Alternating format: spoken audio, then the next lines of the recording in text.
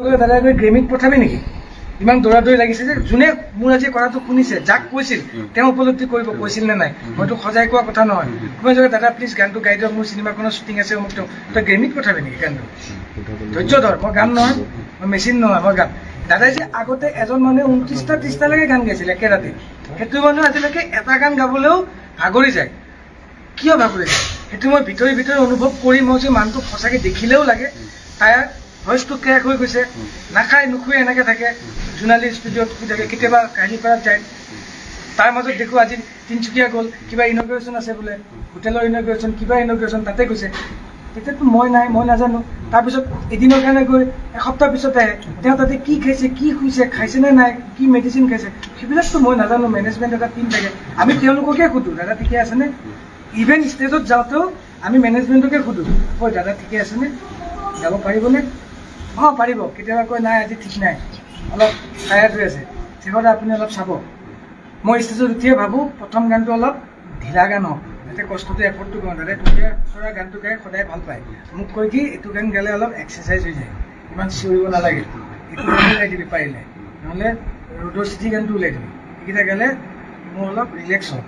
মই সদায় সেনেকৈ থাকোঁ। চবেই কয় দাদাক অমুক গান ওলাই দিয়ক, তমুক গান ওলাই দিয়ক, মই সেইটো নকৰোঁ। দাদা ৱাৰ্ম আপ হোৱাৰ পিছত কেতিয়াবা লৈ যায় ধুনীয়াকৈ, কেতিয়াবা নোৱাৰে। আপোনালোকে দেখিছে আই এম টায়াৰ্ড, মই গাব নোৱাৰোঁ আজি, গুচি যায়। 3টা গান গাই গুচি যোৱা ৰেকৰ্ড আছে, এটা গান নোগোৱায়ো আজি মোৰ গাব মন নাই বুলি কৈ গুচি যোৱা ৰেকৰ্ড আছে। তেওঁ নিজৰ মৰ্জি, তেওঁ নিজৰ মৰ্জিৰ মানুহ। তেওঁ যে টায়াৰ্ড, মই 1-1.5 বছৰৰ পৰা মই নহয়, ষ্টুডিঅ'ত যোন গৈছিলে 1 বছৰ গান গোৱাবলৈ, সকলোৱে কিন্তু চকুত উপলব্ধি হৈছে যে জুবিন দা সঁচাকে টায়াৰ্ড হৈ আছিল। তেওঁ টায়াৰ্ড হৈ আছিল, মানে ইমান টায়াৰ্ড দৰৱ মুখৰ পৰা আদি কৰি এনেধৰণৰ অনাকাংক্ষিত ঘটনা সম্পূৰ্ণ ভুল মেনেজমেণ্টৰ। মই সেনেকে ক'ব নোৱাৰিম, মোৰ সেইটো কোৱাৰ অধিকাৰ নাই। গোটেই বস্তুটো ডাইৰেক্ট দুখটো মেনেজমেণ্ট বুলি মই ক'ব নোৱাৰোঁ। সেইটো এটা এক্সিডেণ্ট। তাতে যোনটো ইনচিডেণ্টত জুবিন দা নাই আজি মাজত আমাৰ মাজত, সেইটো এটা এক্সিডেণ্ট। আৰু তাৰপিছত কেনেকে গ'ল কি গ'ল সেইটো যদি কাৰ কিয় নিলে সেইটো তেওঁলোকে সেইখিনি গাফিলতি কিন্তু হয়, মানে ঔষধ নোখোৱাটো সময়মতে বা তেওঁ পানী নামিবলৈ নিদিয়াৰ ক্ষেত্ৰত এইখিনি বাধা দিয়াটো, এইখিনি ক্ষেত্ৰত কিন্তু গাফিলতি একেবাৰে মেনেজমেণ্টৰ হয়। মই এইখিনিয়ে জানো, মোক অকণমান এতিয়া ময়ো জানিছোঁ আপোনাৰ কথাটো জানিছোঁ। মোক যোনে চবে ভাবিবই আজি মই নাথাকি যদি মই ইয়াত থাকি যদি আপুনি তাত থাকিলে হয়, এজন সাংবাদিক হিচাপে যদি জুবিন গাৰ্গৰ ওচৰত গ'ল হয়, আপুনি কি কৰিলে হয়? জুবিন দাক পানীত নামাটো ভিডিঅ'ই কৰিলে হয় ন। আপুনি যদি জুবিন দাক এবাৰ ক'লে হয় দাদা নালাগে নাহিব, তাৰপিছত চবেই যেতিয়া মেনেজমেণ্টটো যেতিয়া থাকিব, আপুনি ভাবিলে এটা টাইমত যে মেনেজমেণ্ট যিটো আছে চাবই। মই এবাৰ ভিডিঅ' কৰোঁ, নিউজ এটা যাব অসমত, জুবিন গাৰ্গে ইয়াতে সাঁতুৰিছে, আপুনি সেইটো লৈ কৰিলে হয়, তেতিয়া আপোনাকো ইয়াতে কৰিলে হয়। আপুনি ভিডিঅ' কৰি থাকিলে, জুবিন গাৰ্গক মাৰি পেলালে। মোৰো আজি চেম পৰিস্থিতি যে মই তাতে মিউজিচিয়ান হিচাপে গৈ চব যোনে য'ত আছে মই তাতে আছোঁ। মই বচাবলৈ বা তেওঁৰ তাতে মৃত্যু হ'বলৈ তেওঁক ঠেলি দিয়া বুলি মই ভবা নাই নহয়, বা মই তাতে দাদাৰ মৃত্যু হ'ব বুলি মই যোৱা নাই নহয়। আমি তাতে এনজয় কৰিব গৈছে চবেই, ময়ো তাতে গৈছোঁ। তেওঁ তাতে যেতিয়া কৈছে যে দাদা জেকেট নিপিন্ধাকৈ গৈছে, চাবি বুলি কওঁতে মই ধৰিলোঁ ন, তাৰপিছত উঠাইছোঁ নহয়। তাৰপিছত দায়িত্বখিনি, তাৰ আগৰ দায়িত্বখিনি কোনে ল'ব লাগিছিল আপোনালোকে বিবেচনা কৰক। মিছবিহেভ কৰিলোঁ হয়, কাৰোবাৰ গান যদি মই ৰেকৰ্ড নকৰিলোঁ হয়, দাদাৰ পইচা লৈ পেলাই মই দাদাক নক'লোঁ হয়, তেওঁলোকে মোক দোষাৰোপ কৰক, মই তাৰ উত্তৰ দিম বা মোক মাৰি পেলাম। মোৰ দায়িত্ব এইখিনি আছিল, বাকীখিনি দায়িত্ব মোৰ লগত আছিলে। কোনোবাই পাতিছিল নেকি দাদা মোক যাব লাগিব? আপোনাৰ শেষত আকৌ এবাৰ সুধিছোঁ, স্ক্ৰীনশ্বটৰ কথাবোৰ এতিয়াওতো মিছা নহয়, এইবোৰ সম্পূৰ্ণ সঁচা কথা। মোৰ কাৰণে কোনোবাটো সঁচা, বাকী আপোনালোকৰ কাৰণে বিবেচনা কৰি ইনভেষ্টিগেশ্যন কৰক, যদি সঁচা হয় সঁচা হ'ব। আপুনি জুবিনদাৰ এতিয়া সংগী আছিল, এতিয়া জুবিনদাৰ তালৈ যাব নে কেতিয়া যাব চাবলৈ? মই আহিয়ে যাব বিচাৰিছোঁ, মোক যাব দিয়া নাই, সকলোৱে ঘৰৰ মানুহে যাব দিয়া নাই। মোকতো কোনো কৰ্ডিনেটো কৰা নাই। মই এতিয়া তাত সিদ্ধাৰ্থৰ কাৰণেও কোনোবাই কিবা ক'লে যে তাক সি আহিব লাগিব, মোৰ কাৰণে কোনে কৈছে? মোক এবাৰ কওক, কোনোবাই যদি কৈছে যে শেখৰ আহিব পাৰে মই যাম, কিন্তু মই এটাই শুনি আছোঁ শেখৰকো মাৰি পেলাম, শেখৰক য'ত দেখা পাওঁ তোক হাৰ মূৰ ভাঙি দিম, তোক চুবাই খাম। মোক এনেকৈ পাৰ্চনেল মেছেজ দিছে, যাৰ কাৰণে মোৰ মোবাইলটো অফ হৈ গৈছে, এতিয়া অফ কৰি থৈছোঁ। মই কোনটো সাহসত মোৰ ঘৰৰ মোৰ মিছেছ আৰু মোৰ 4 বছৰীয়া পোৱালিটোৱে মোক যাব দিব? মোৰতো কোনো পুলিচ প্ৰটেকশ্যনো নাই, না মোক কোনোবাই ফোন কৰি সুধিছে যে আপোনাক গাৰ্ড কৰিম, মোকতো একো কৰা নাই। মোৰ ঘৰতো এতিয়ালৈকে কোনো পুলিচ প্ৰটেকশ্যন নাই, একো নাই, নালাগেও মোক প্ৰটেকশ্যন। মইতো দুখ কৰা নাই, কিন্তু মই অকলে আছোঁ। আপোনালোক আহিছে মোক ঘৰত পাইছে, মই বেলেগত নাই। মই এতিয়া নহয়, মই তেতিয়াই যাব বিচাৰিছোঁ। আৰু এতিয়াও দাদাৰ ওচৰত দাদাৰ লাষ্ট কোনে চিতাত মুখাগ্নি কৰিব সেইটো আমাৰ অধিকাৰ নাই ফেমিলি আছে মেনেজমেণ্ট আছে তেওঁলোকে ডিচিশ্যন ল'ব আজি মোৰ সকলো শেষ আজি মোক ফেমিলিকো চাগে মোক দৰকাৰ নাই জুবিন গাৰ্গৰ অনুৰাগীকো মোক দৰকাৰ নাই ইমান দিন শেখৰক দৰকাৰ হৈছিল জুবিন দাক গান গোৱাবৰ কাৰণে জুবিন গাৰ্গক কোনোবা দিনা লগ ধৰিবৰ কাৰণে শেখৰক এবাৰ ফোন কৰিছিল আজি ষ্টুডিঅ'ত যাব পাৰিম দাদা আছে নেকি এতিয়াতো শেখৰক দৰকাৰ নাই আপুনি শেখৰক মাৰি পেলাই ভাল আজি শেখৰৰ কোনো চিকিউৰিটনেছ নাই আজি মই তাতে আছিলো মোৰ কাল হ'ল মই তাতে আছিলো পানীটো আছিলো সেইটোৱে মই কাল হ'ল আৰু মোক আজি এতিয়া কোনো ফোনো নকৰে আজিৰ পৰা জুবিন দাই গান গাব আপোনাক ক'ত কাৰণ দাদাক ফোন কৰিলে দাদাই কয় শেখৰৰ লগত কোৰ্ডিনেট কৰ কেতিয়া কাম মোক সেইটো কোৰ্ডিনেট কৰিব দিয়ে অকল ষ্টুডিঅ'ৰ টাইমিংটো মই কওঁ মই গম পাওঁ যে দাদাই 7টা বজাত খোৱাৰ পৰা উঠিব 8টা মানত আহি যাব বুলি কওঁ গৈ পেলাই বহুত মানুহ ফ্ৰীয়ে আহে গান নহয় এসপ্তাহ একমাহলৈ বছৰ দিনলৈকে গান হোৱা নাই বহুতৰ গান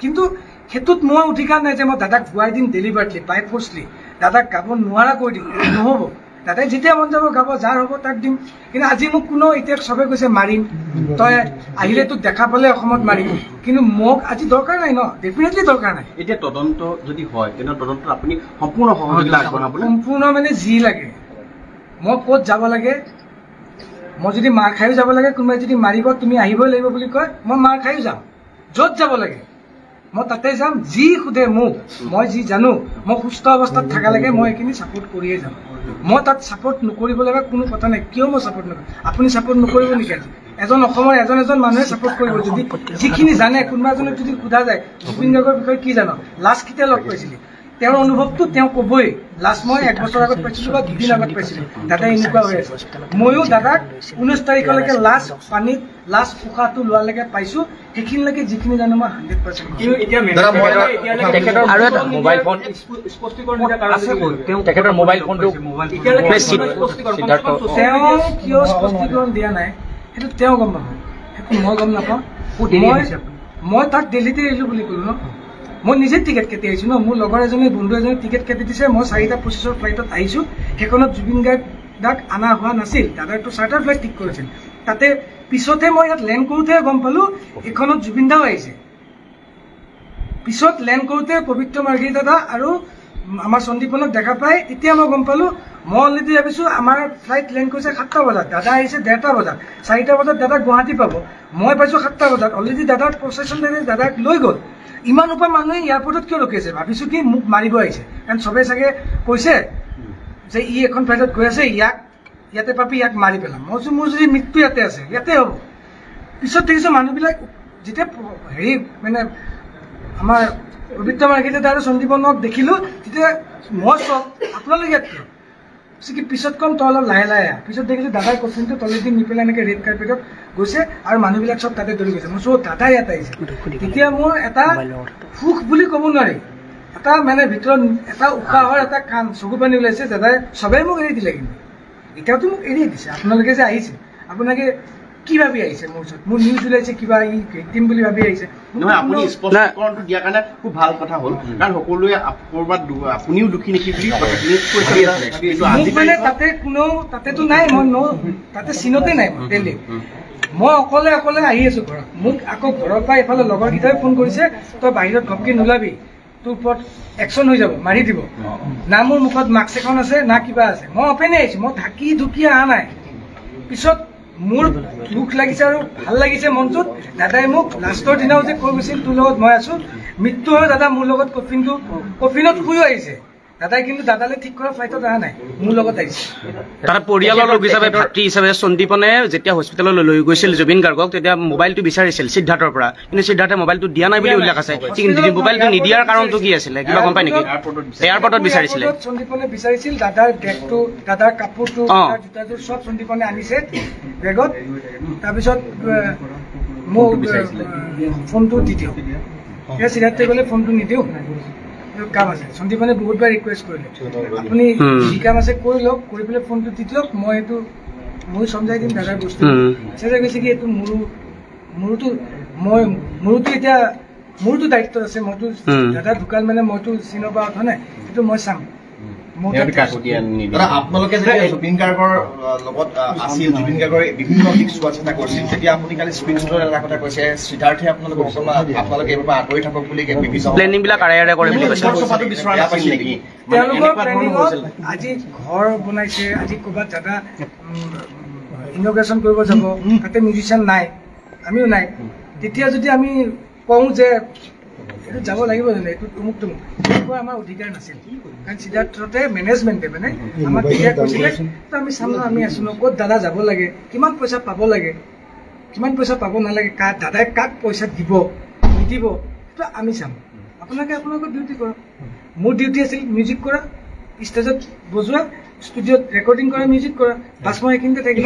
এনে যদি তদন্ত কৰে তেনেহলে হয়তো ক'ৰবাত টকা পইচাৰ হিচাপবোৰৰ পৰা আৰম্ভ কৰি নিশ্চয় বহুত কথা চাগে পোহৰলৈ আহিব। ডেফিনেটলি আহিব চাগে, যিখিনি কথা চাগে ময়ো নাজানো, মোৰ জানিব মন যায়। দাদাই ইমান বছৰ যে গান গালে, অসমৰ চবতছে ধনী শিল্পী বুলি কালি কোনোবাই কৈছিলে, বাহিৰত কৈছে ছিংগাপুৰত, ৰিচ ছিংগাৰ ইণ্ডিয়া। চ' এইজন মানুহৰ লাষ্ট তেওঁ ইমান এনেকে মানে উইক হৈ পেলাই কিয় থাকিব লগা হ'ল? তেওঁ ঘৰটো বনাবলৈ আমাৰ এটা মিউজিচিয়ানক সুধিলে, আপোনালোকে আমাৰ যদি বাকী কেইজন মিউজিচিয়ানক সোধে চবেই ক'ব ঘৰটো বনাবলৈ কিয় দাদাই ফিটা কাটিব যাব লগা হ'ল, দাদাই ঘৰটো বনাবলৈ কিয় প্ৰগ্ৰেম কৰিব যাব লগা হ'ল, দাদাৰ পইচা ইমানেই নোহোৱা হৈ গ'ল। হ'ব নেকি? আৰু মই প্লিজ বাকীখিনি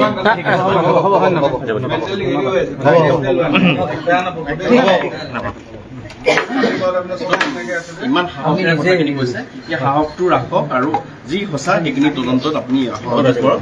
আৰু সঁচাই কৈছো মানে হয় আমি জানো আপুনি মিউজিকৰ সৈতে জড়িত, সেইখিনিয়ে চাই, গতিকে সকলোৱে বিচাৰিছে। আৰু আজি আপুনি মানে কথাখিনি স্পষ্টীকৰণটো দি দিয়াৰ কাৰণে বহুত ভাল হ'ল। বিচাৰি আছিলে কিবা এটা কওক, বিচাৰি আছিলে কিবা এটা কওক,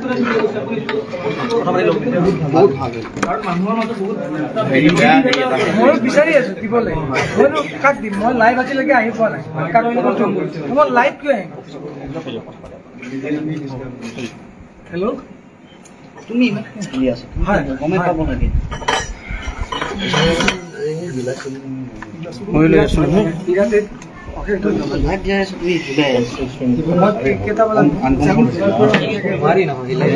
অলপ হ'বই আৰু পানী চানী খাব।